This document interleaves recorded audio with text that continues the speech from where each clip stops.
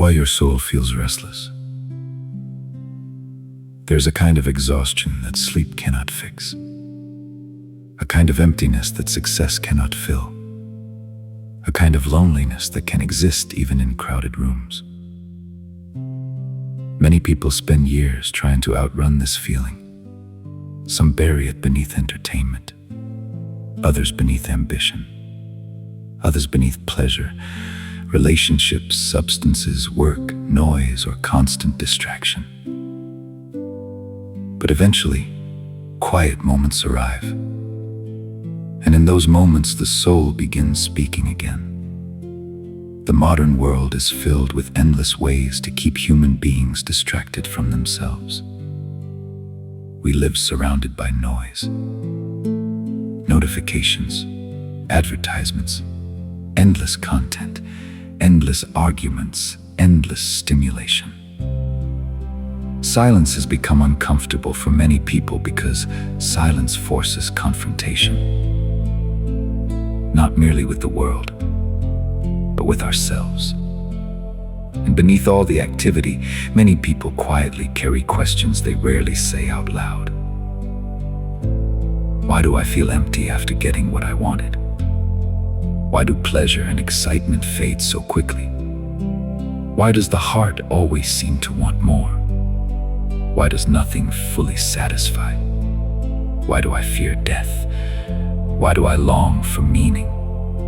Why do beauty, love, and eternity feel connected somehow? These questions are not accidental. They are deeply human. The Bible teaches that humanity was created for communion with God.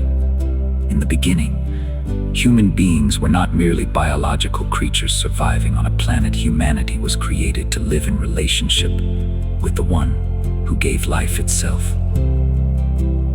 This means the human soul carries traces of its origin, a memory of home.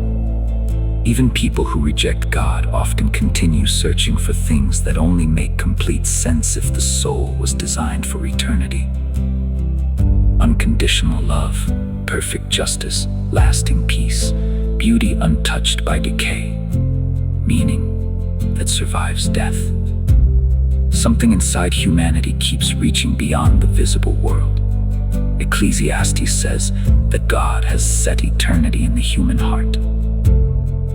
That single statement explains much of human restlessness. Human beings were never designed to be satisfied by temporary things alone. This does not mean earthly joys or evil beauty, friendship, laughter, music, food, love, creativity, and celebration. Our gifts, Christianity, is not the rejection of joy. But temporary things make poor gods. The human heart becomes crushed when it expects finite things to carry infinite weight. Relationships cannot bear the full burden of worship. Money cannot heal the soul. Pleasure cannot remove guilt. Success cannot conquer death. Distraction cannot erase eternity. And yet much of modern life revolves around trying to convince ourselves otherwise. The problem is not merely that humanity sins. It is that humanity continuously drinks from wells that cannot sustain life. This is why Jesus spoke so powerfully to the woman at the well. The conversation was never only about physical water. It was about thirst itself. Human beings are thirsty creatures, not merely physically, but spiritually. The soul longs to be known, to be loved, to be forgiven, to belong, to matter, to be whole, to be reconciled to God.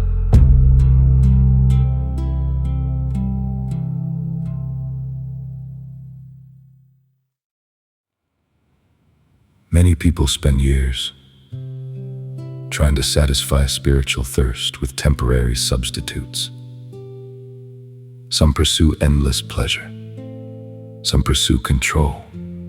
Some pursue status. Some pursue romantic fulfillment as if another human being can finally complete the soul. Some pursue spirituality without surrender. Some drown themselves in constant activity because stillness feels unbearable. But underneath it all, the thirst remains. This is why moments of worldly success can sometimes feel strangely disappointing.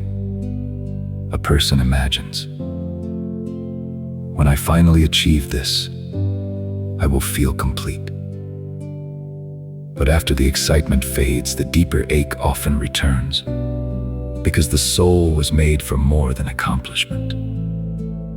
It was made for communion. This is also why sin eventually exhausts people.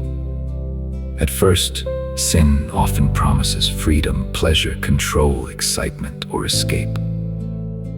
But over time, it drains the soul. Not because God arbitrarily hates pleasure, but because separation from the source of life inevitably produces spiritual decay. The farther humanity moves from God, the more disoriented the human heart becomes. This disorientation shows itself everywhere. Anxiety, addiction, emptiness, despair, loneliness, identity confusion, endless striving, inability to rest. And yet many people continue trying to solve spiritual problems with purely earthly solutions. But the soul cannot heal itself by consuming more of what already left it empty. This is why Christ's invitation is so radical. He does not merely offer moral improvement. He offers living water. He offers reconciliation with God Himself. He offers rest, not escapism from reality, but restoration to reality. Jesus once said, "Come to me, all who are weary and burdened, and I will give you rest." Notice who He invites, not the spiritually impressive, not the people pretending strength, but the weary, the burdened, the thirsty. Christianity begins with the recognition that the human soul cannot save itself. This realization can feel frightening at first because modern culture teaches people to believe they must become their own source of identity, meaning, truth, and salvation. But the human heart was never designed to carry that weight alone. And perhaps this is why so many people secretly feel exhausted. They are trying to be their own God, trying to carry internally what only God Himself can sustain. The gospel offers another way. Not self-salvation, not self-creation, but surrender. This does not mean becoming passive or losing individuality. It means finally allowing the soul to reconnect with the one it was created for. And often this journey begins when a person finally becomes honest about their thirst.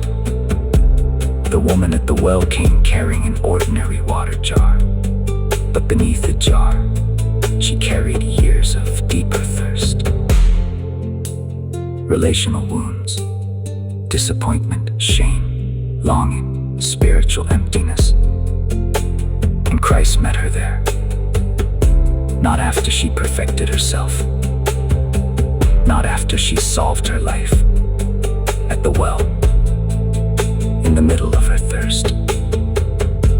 Perhaps that is one of the most beautiful truths in Christianity. Jesus often meets people before they fully understand what they are truly thirsty for.